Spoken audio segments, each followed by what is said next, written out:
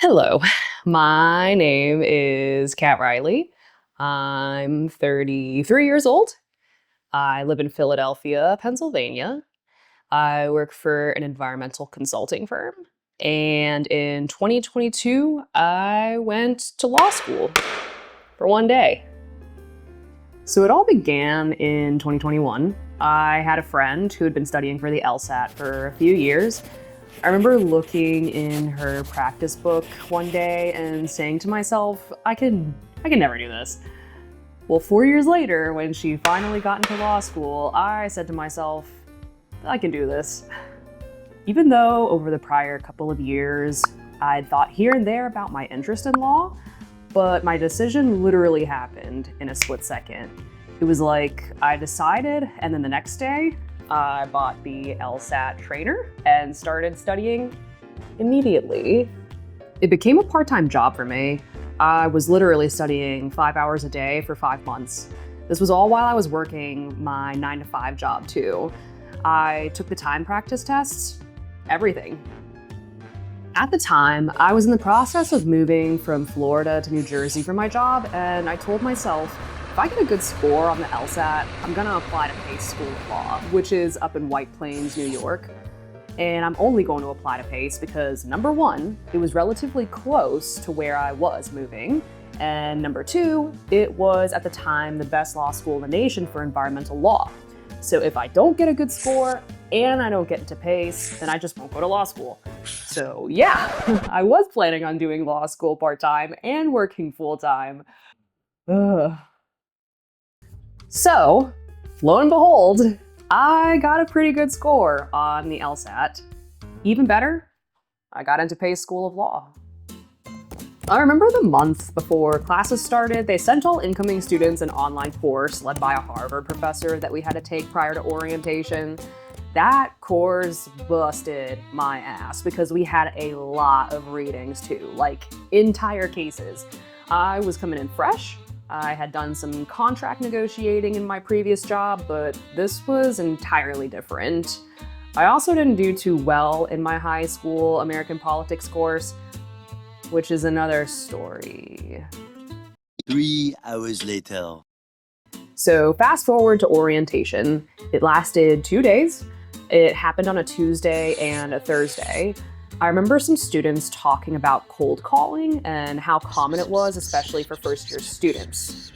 First red flag, because I hate cold calling.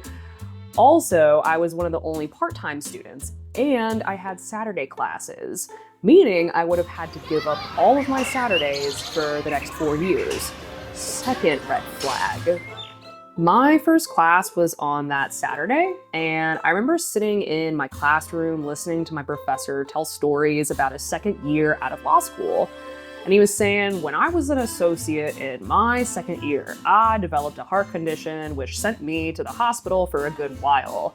Some people just can't handle that load of stress. It's not for everyone. So that was the third and final red flag for me.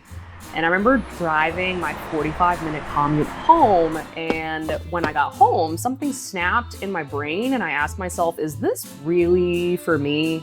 What am I doing? So I called my parents and a few of my friends to ask for advice. If I dropped out today, I wouldn't owe tuition. So I had to make my final decision in a matter of a few hours. Everyone ended up supporting my decision to drop out, but I remember one of my friends saying, but you studied so hard for the LSAT, it would be a shame if you gave it all up. And I just remember saying to myself, well, yeah, I did, but it was actually kind of fun. And I guess that's what made it worth it in the end. I'm not bummed that it didn't work out. A lot of people joke about it, the fact that I went to law school for one day, because it is funny. I went to law school for literally one day. But the fact is, I'm not surprised by my decision at all. My whole life, I've been struggling with being hyper-focused on something and having a million different interests. This is no different. No matter how much I studied for the LSAT, it's just another day in my life. I have severe ADHD. I was diagnosed when I was a teenager, but I definitely had it when I was younger too. People used to make jokes about how everyone could lean on me to not listen when they're talking. I have a lot of symptoms that I always thought were just normal until people called me out on it.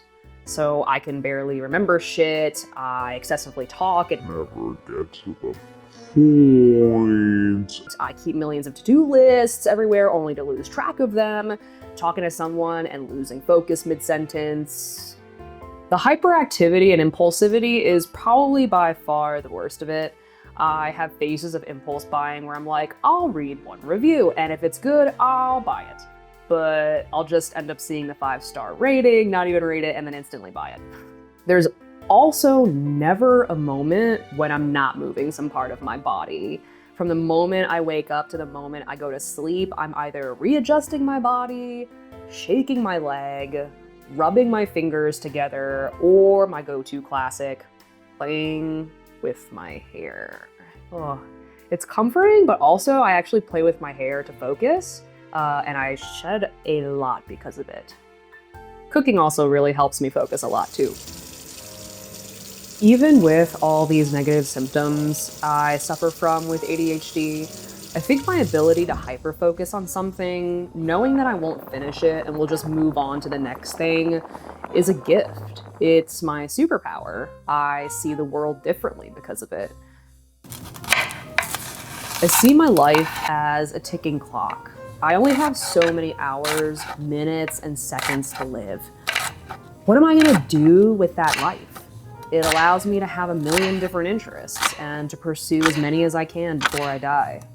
My superpower also lets me see things beyond what many others may only see.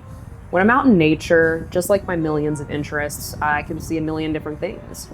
I can see the xylem and phloem moving nutrients through trees.